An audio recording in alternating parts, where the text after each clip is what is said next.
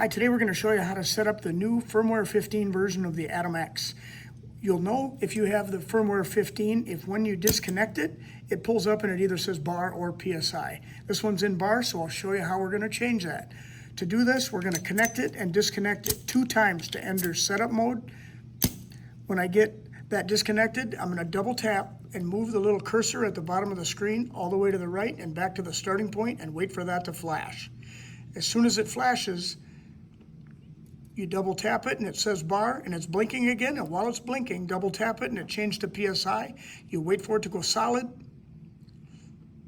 and after it goes solid, then I double tap it, move it over to the Celsius area, and I'll wait for that little cursor to flash.